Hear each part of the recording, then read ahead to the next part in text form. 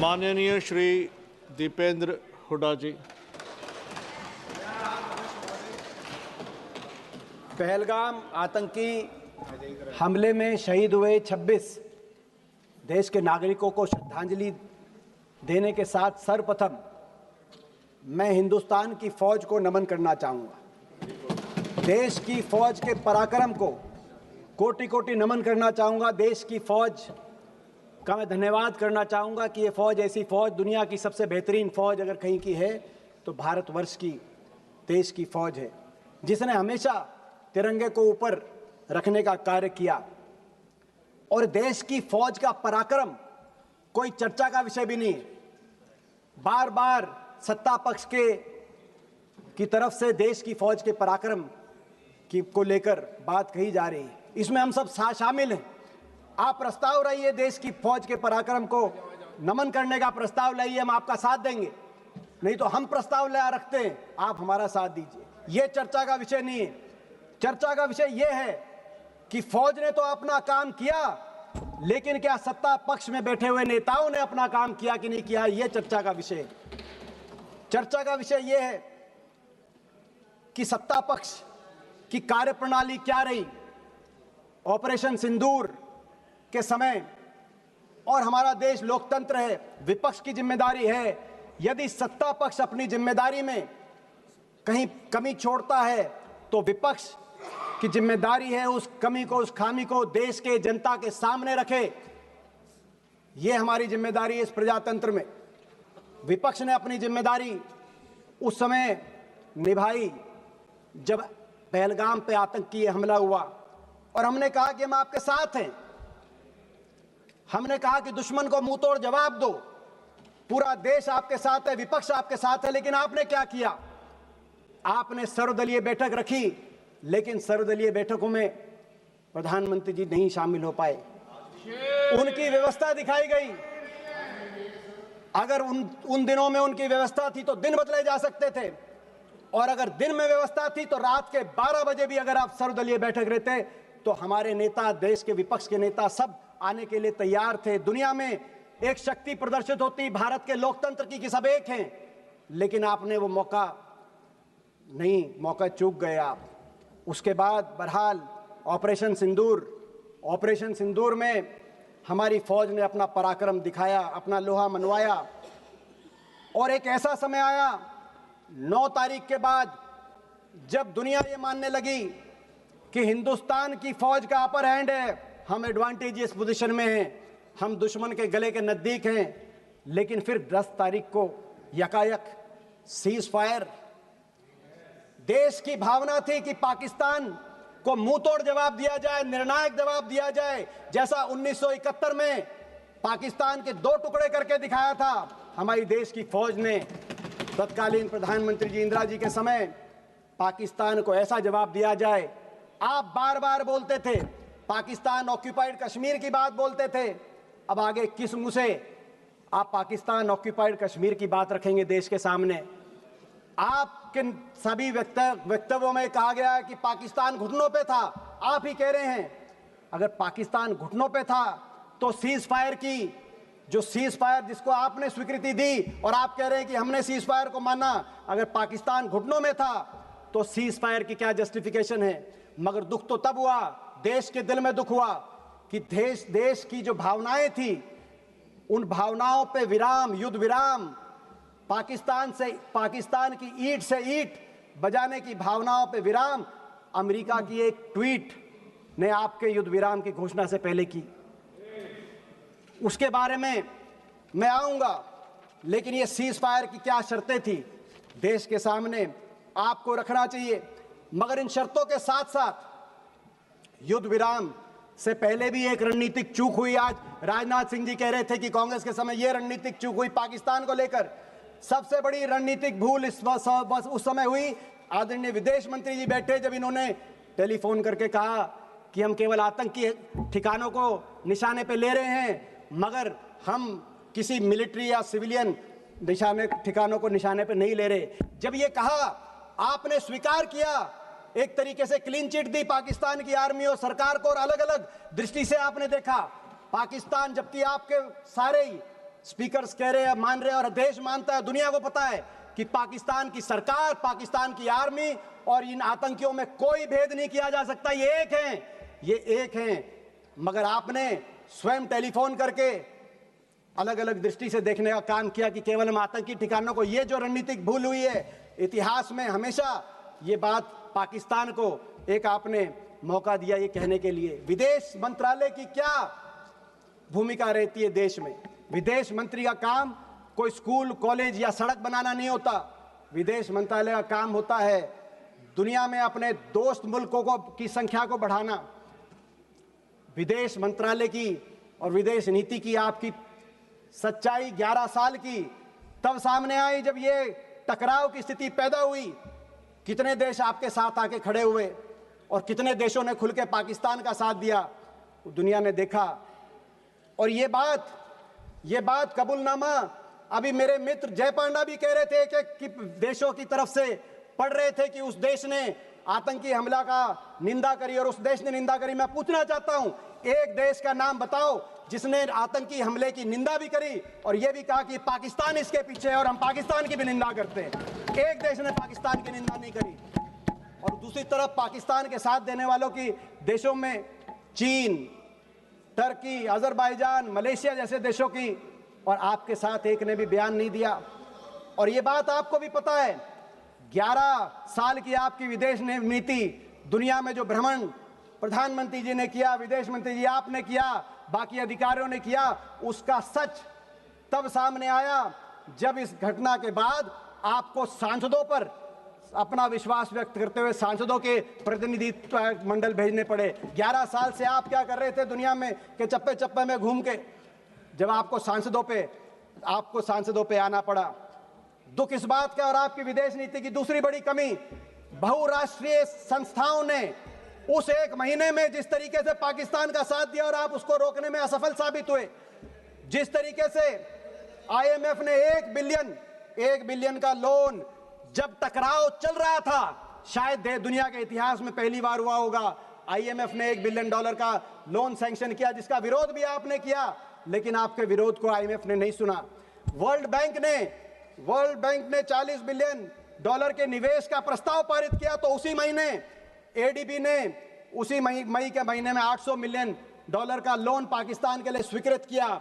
दूसरी तरफ United Nations security council के अंदर पाकिस्तान को काउंटर टेररिज्म ग्रुप का को चेयरमैन बनाया गया, डकैत के हाथ को थानेदार बनाया गया, आप रोक नहीं पाए। और FATF financial action task force, जिसमें 2011 में पाकिस्तान को ब्लैक लिस्ट किया गया था, FATF में ग्रे लिस्ट में डाला गया था 2011 में यूपीए सरकार के समय, और 2022 में उसको FATF से ग्रे लिस्ट और ब्लैक लिस्ट से पाकिस्तान को बाहर निकला, लेकिन आप उसको रोक नहीं पाए। आपकी विदेश नीति में कमी, दूसरी कमी वहां है जब दुनिया के मुल्कों ने, अमेरिका और रूस जैसे मुल्कों ने भी हिंदुस्तान और पाकिस्तान को बराबर तोल दिया। ये कैसे संभव है? हम इसको कैसे मान सकते हैं? एक मुल्क आतंकवाद को पोषित करने वाला मुल्क है और दूसरा मुल्क आतंकवाद से पीड़ित मुल्क है। हम अंतर्राष्ट्रीय ऑर्डर की लड़ाई लड़ रहे हैं, लेकिन आपने देखा बार बार सभी मुल्कों ने बराबर तोल दिया। आपकी विदेश नीति की तीसरी बड़ी असफलता अमेरिका को लेकर है। यह वही अमेरिका है, हमारे इतिहास में समय समय पर अमेरिका को जब आंख दिखाने की बात आई तो हमने आंख भी दिखाई, और जब हाथ मिलाने की और मधुर संबंधों की बात आई तो पिछले 2 दशकों में अमेरिका से संबंधों में सुधार भी हुआ। हमने उतार चढ़ाव अमेरिका से संबंधों में देखा है। 1971 में जब अमेरिका ने आंख दिखाई थी कि आप बांग्लादेश के अंदर अपनी फौज मत भेजिए, तो इंदिरा जी ने मुंह तोड़ जवाब दिया था और बांग्लादेश के अंदर हमारी फौज गई थी। आंख दिखाई हमने। परमाणु परीक्षण की जब बात आई तो चाहे इंदिरा जी के समय परमाणु परीक्षण हुआ हो, चाहे अटल जी के समय में परमाणु परीक्षण हुआ हो, अमेरिका ने जब रोकने की कोशिश करी तो हिंदुस्तान ने आंख दिखाई और अमेरिका के दबाव को नहीं माना। ये वही अमेरिका है। लेकिन जब अमेरिका से हाथ मिलाने की बात आई, सपोर्ट की बात कर रहे थे, सपोर्ट का लेटर्स पढ़ रहे थे जय पांडा भी मौजूद थे जब राष्ट्रपति ओबामा आए थे, जब मित्रता की बात आई और 26/11 हुआ मुंबई में, तो राष्ट्रपति ओबामा वॉशिंगटन से दिल्ली आए। जॉइंट संसदीय सेशन में मैं भी एक सांसद था, जय पांडा भी एक सांसद थे, और राष्ट्रपति ओबामा ने कहा कि पाकिस्तान के अंदर टेररिस्ट के सेफ हेवन को बर्दाश्त नहीं किया जाएगा, और हिंदुस्तान ये साथ देने निभाने की बात, हाथ भी मिलाया और नजर भी, आंख भी मिलाई। मगर अमेरिका, आज आपको यही नहीं पता अमेरिका के साथ आप हाथ मिलाना चाहते हो या उनको आंख दिखाना चाहते हो। और अमेरिका के राष्ट्रपति ने 28 बार कहा कि सीज फायर हमने कराया। उससे भी चिंतनीय बात, उन्होंने कहा व्यापार के धौंस दे के दिखाया। बात थी आतंकवाद पे वार की, आ गई व्यापार पे। अमेरिका के राष्ट्रपति कह रहे हैं, अमेरिका के राष्ट्रपति ने केवल व्यापार तक नहीं रुके, उन्होंने कहा कि 5 जहाज गिरे, वो केवल जहाज तक भी नहीं रुके।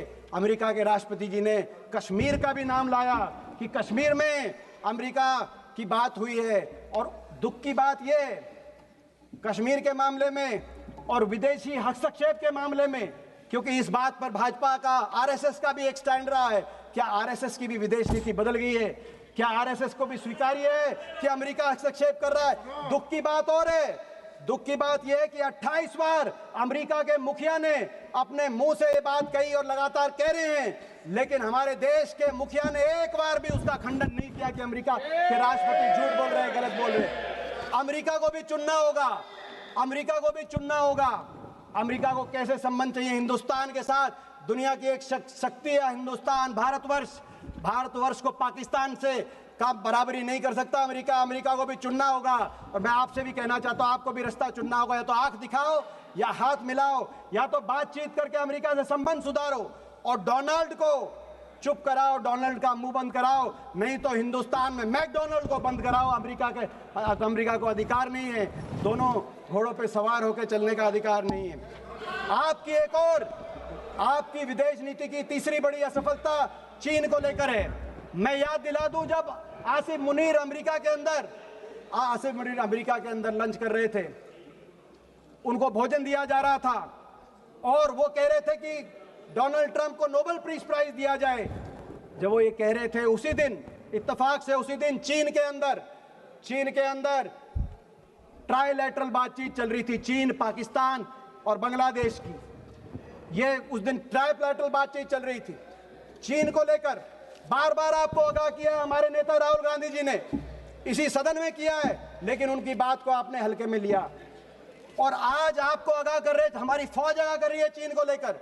जो हमारे फौज के deputy chief of army staff है राहुल सिंह, उनका बयान आया कि चीन ये जो युद्ध था, इसमें पूरी तरीके से पाकिस्तान को सर्वेलेंस में, सैटेलाइट में, इक्विपमेंट में, प्लेटफॉर्म में, नेटवर्क में पूरी तरीके से पाकिस्तान का साथ चीन दे रहा था। और पाकिस्तान के डीजीएमओ की बात आई कि जब लड़ाई चल रही थी तो एमओ रूम के अंदर चीन के एम्बेसडर, पाकिस्तान में जो चीन के एम्बेसडर हैं, वो एमओ रूम में बैठे थे, पाकिस्तान के आर्मी के हेडक्वार्टर में बैठे थे।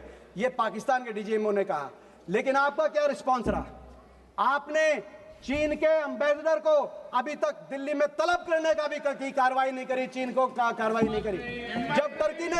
जब टर्की ने पाकिस्तान के साथ देने के लिए अपना बेड़ा बजाया, तो आपने टर्की के दुश्मन मुल्क साइप्रस में प्रधानमंत्री जी गए, अच्छा संदेश गया।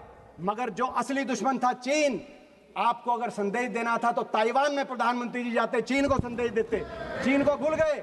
और 6 जुलाई को जब जनरल राहुल सिंह ने कहा कि चीन इसके पीछे है, आपका क्या जवाब रहा? विदेश मंत्री जी आप 10 जुलाई को बीजिंग चले गए, 10 जुलाई को बीजिंग चले गए, ताइवान नहीं बीजिंग चले गए, और आपका ट्वीट आया, आपका वक्तव्य आया कि चीन की जो एससीओ की अध्यक्षता है उसका भारत समर्थन करता है और हमारे संबंधों में सुधार हो रहा है। किस बात का दबाव? चीन से। भारत एक स्वतंत्र, एक ऐसा देश है जिसको आज हल्के में नहीं लेना जाना चाहिए।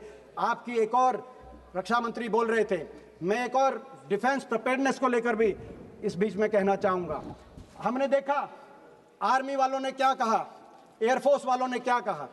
मैं दो ही पढ़ना चाहता हूँ, आर्मी और एयरफोर्स, आपको सुनना पड़ेगा वो क्या कह रहे हैं। रक्षा मंत्री जी, आपकी भी 11 साल की रक्षा नीति 11 साल की, उसका रिपोर्ट कार्ड जो हम कहें उससे मत मानना, मगर जो deputy chief of army staff lieutenant general Rahul Singh ने कहा, क्या कहा उन्होंने कहा, राहुल सिंह जी की जो स्टेटमेंट आई चीन को लेकर, उसके बाद उन्होंने कहा the equipment that was supposed to be received in January has not been delivered yet. We still depend on a lot of things from outside, and if all that equipment was made available, the story may have been little different. ये उन्होंने कहा. और air marshal हमारे air marshal Amarpreet Singh, जिन पे हमें गर्व है, उन्होंने क्या कहा? उन्होंने कहा, एयर मार्शल ने, हमने नहीं, उन्होंने कहा, not a single project that I can think of has been completed on time. Why should we promise something which cannot be achieved? Hooda ji, air force कह रही है, आर्मी कह रही है, और स्टैंडिंग कमेटी. एक सेकेंड. हुड्डा जी, आपके पार्टी से आज की लिस्ट में बहुत सारे नाम आए हैं, इसलिए आप अपना भाषण जल्दी से ख़त्म कीजिए. और एक सेकेंड, एक सेकेंड, एक सेकेंड, हुड्डा जी एक सेकेंड, हुड्डा जी एक सेकेंड, नहीं, एक सेकेंड, नहीं, एक सेकेंड. आपको एक सेकेंड, हुड्डा जी एक सेकेंड रुकिए.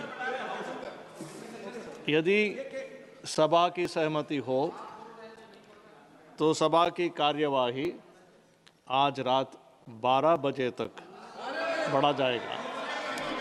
है? थैंक यू, धन्यवाद. आप कंक्लूड कीजिए. केवल उन्होंने नहीं कहा, आदरणीय रक्षा मंत्री जी, केवल उन्होंने नहीं कहा, स्टैंडिंग कमेटी, क्योंकि संसदीय स्टैंडिंग कमेटीज की रिपोर्ट पर आपकी सरकार ध्यान नहीं देती. 2018 की रिपोर्ट, 2023 की रिपोर्ट क्या कह रही थी आपको? आप लगातार रक्षा बजट को घटा रहे हैं, जो सही नहीं है, और रक्षा बजट को बढ़ाइए. इन 11 वर्षों में रक्षा budget as a percentage of GDP और एज अ परसेंटेज ऑफ हमारा जो budget as a percentage of GDP, इन 11 वर्षों में रक्षा बजट 2.5% से घटकर 1.9% पे आप लेके आए. और ये जो रक्षा बजट एज अ जीडीपी के प्रतिशत में, ये रक्षा बजट 1962 के युद्ध के बाद सबसे नीचे स्तर पर आप लेके आए. और स्टैंडिंग कमेटीज आपको कह रही थी कि ये सही नहीं है. रक्षा बजट आपने कम किया, अग्निवीर जैसी योजनाएं आपने लेके आए, जिसने फौज, देश की फौज पे जिसमें हमें गर्व था, उसका हमारा मानना है कि वो फौज के लिए सही नहीं थी. लेकिन उससे भी एक और दुर्भाग्यपूर्ण बात यह है कि रक्षा बजट में एयर फोर्स मॉडर्नाइजेशन के बजट में भी आपने कटौती करने का काम किया, जो राहुल जी, हमारे नेता, बार बार जिस बात को लेकर आपको आगाह कर रहे हैं. आज हमारे देश में 60 स्क्वाड्रन की जरूरत है, 60 स्क्वाड्रन की, जो एयर मार्शल बोल रहे हैं. 41 स्क्वाड्रन, 41.1 स्क्वाड्रन यूपीए के समय, हमारे समय मंजूर हुए थे 2011 में, मगर धरातल पे केवल 31 स्क्वाड्रन आज एयरफोर्स के हैं. और इन 31 स्क्वाड्रन में से भी कई स्क्वाड्रन ऐसे हैं जिसमें जैगुआर जैसे जहाज हैं. ये वही जैगुआर है जो पिछले 6 महीने में 3 जैगुआर जहाजों का क्रैश हुआ, जिसमें 2 हरियाणा के हमारे पायलट थे, जिनको अपनी शहादत देनी पड़ी. जैगुआर के साथ सभापति महोदय, आपने इतने महत्वपूर्ण विषय पर बोलने का अवसर दिया. विशेष रूप से आभार व्यक्त करेंगे हमारे पार्टी के राष्ट्रीय अध्यक्ष. Madam, 1 second. अध्यक्ष जी, मेरी यही मांग है कि हमारी आज हमारा सुझाव माने तो ये माने कि हमारी फौज को, हमारी एयरफोर्स को आधुनिकता से लैस किया जाए, बजट को बढ़ाया जाए. जो आज हमारी एयरफोर्स के अंदर जिस तरीके से मजबूती, आज 2 फ्रंट 3 फ्रंट वॉर की बात चल रही है. आज पाकिस्तान 82% अपने हथियार चीन से ले रहा है, तो बांग्लादेश 71% अपने हथियार चीन से ले रहा है. ऐसे में नेटवर्क, प्लेटफॉर्म, हर तरीके से आधुनिकता से लैस किया जाए. अब वो ऑपरेशन सिंदूर आप कह रहे जारी है, क्रिकेट जारी मत करो ऑपरेशन सिंदूर के साथ. और करना है तो हमारी देश की फौज को मजबूत करने का आप काम करिए, हम साथ देंगे. धन्यवाद.